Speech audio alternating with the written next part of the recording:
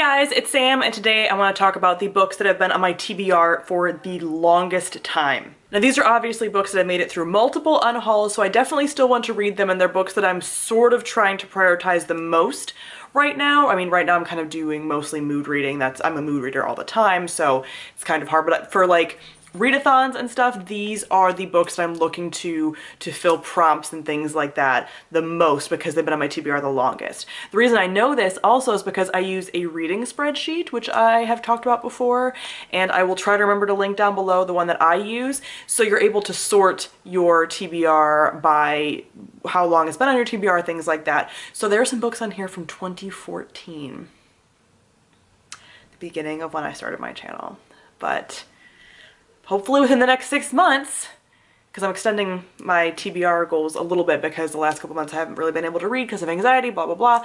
So within the next 6 months, these should hopefully be getting read. So the book that has been on my TBR the longest is The Goldfinch by Donna Tartt. I have this labeled with a pink post-it because all the books that have been on my TBR for I think like over 3 years, I think is what I did, I labeled with stickers so that I knew. And a pink is like hella long time, and then you'll see some yellows, which is like not quite as long, but still a long time, get on it, you know? And this is a book that I'm going to be reading for Tome Topple this month, so I plan on getting this off my TBR whether I like it or DNF it or whatever, but this is a literary fiction novel. I heard about it back when it was nominated, I think, for like the Man Booker.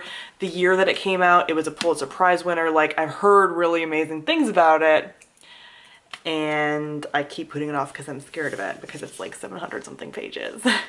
It's fine. And I got that for Christmas 2014. Then there's a considerable jump to 2016 books, which is great. You know, so a lot of the books that I've had for a long time I've either read or I've gotten rid of because I obviously lost interest. So this is good. And that is The Love That Split the World by Emily Henry. This is a YA standalone. It also has a pink one because it's like, get on it. So I must have done books that I've had for like over 3 years with the pink because the yellows are a little less than that, so it's okay. But this, I've heard like kind of mixed things about it. It seems like it's a little bit more of like a magical realism.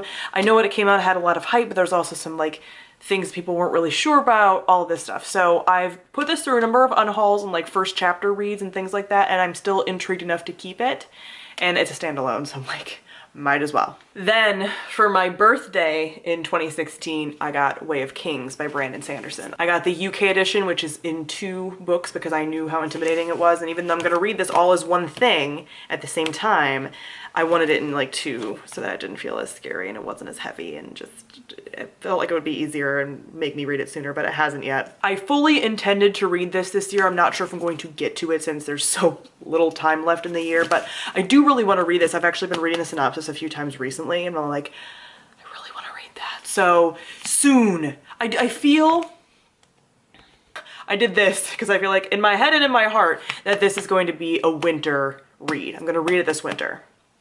I feel that. I feel that's what's gonna happen. Also a birthday 2016 read, we have The Book of Strange New Things by Michelle Faber. This is the last of the pink stickered ones, so we're getting out of 2016 and getting to some more recent releases after this one.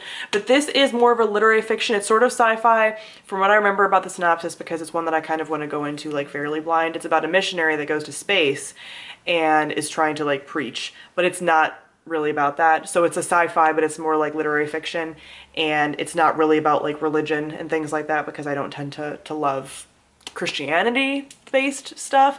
So it's not really about his missionary work. It's about like what he learns about like life outside of his own experience. This was a Jen Campbell recommendation. This was one of her favorite books, I think that year or the year before when it came out. So she kept talking about it. I picked it up and then proceeded to not read it because, as you can see, a lot of the books, except for this, and you'll notice the theme, are intimidating. So I kept putting them off. Now for the beginning of the yellow tagged book. This is a late 2016 book that I got. I got it in December of 2016, so we haven't quite hit December yet, so I'm within my like parameters. And I actually plan on reading this soon.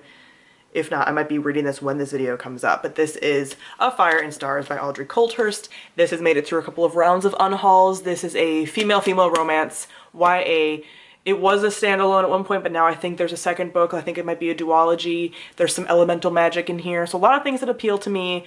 And this book, when I was going to possibly get rid of it a couple times, people were like, oh my God, please read that. It's so underrated, so underhyped, please read it. So I plan to do that. February 2017. We have Amberlough by Laura Elena Donnelly. I've had this book on a couple of my readathon TBRs and just haven't gotten around to it. This is a kind of weird, doesn't really have a genre that like fits it super well. Seems like fantasy, not even quite fantasy, noir in a different kind of world. It's a fantasy world but not really magic, and it's sort of like a spy noir. Sounds like it's very gay. Just a lot happening, and I think I'm gonna read it on audio, but I love the covers of these books. Like, they're just so pretty, and it's just gonna be, I think, very weird. So it's either gonna be a book that I'm gonna love or hate, and it's so hard to sometimes go into those books that you know are gonna be polarizing, because some people love these and some people hate them, and just like, I don't know. So I still plan on reading these. I'm not sure, but we're getting into 2017. Not super long ago, although 2020 is right around the corner, so it's almost 3 years ago. It's fine. Then we have The Stars Are Legion by Cameron Hurley. This was in March of 2017. Actually, Thomas from SFF 180 sent me his ARC copy that he had gotten because I really wanted to read this, and I just put it off forever. I think because Cameron Hurley, I don't tend to love her stuff, and it's like, it's also so cerebral at times. This book is about like world ships and people that can kind of get like attached to these ships like mentally and control them and things like that, and her books are just very dark and very heavy and very cerebral, and I've DNF'd things by her before, so I'm just like, I want to read it. It sounds really good. So like, I think that's why I put it off for so long. But for one of these like sci-fi themed readathons, when I'm in a good headspace where I can read some dark shit, I will probably pick this up, because I still have heard that this is some of her best from people that do find her polarizing.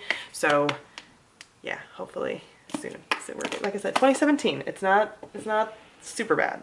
Here's another one from my birthday, 2017. You'll notice that a lot of these books are things that I've gotten for my birthday and Christmas over the years. But this is The Black Prism by Brent Weeks, the first book in the Lightbringer series. I can hear Sam from Will Read for Booze screeching in the distance.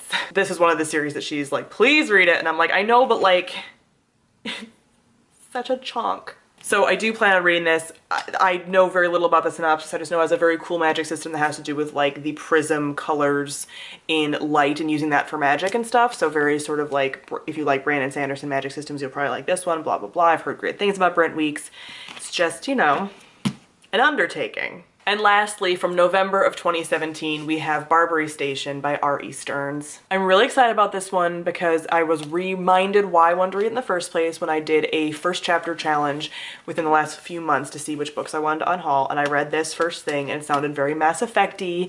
It's a group of, you know, roguish space nerds trying their best on a space station. It sounds like a group of people, and sounds very Mass Effect-y. I think they might also be like space pirates. Like, I think they're going to space station to try to like steal a space station or something like that.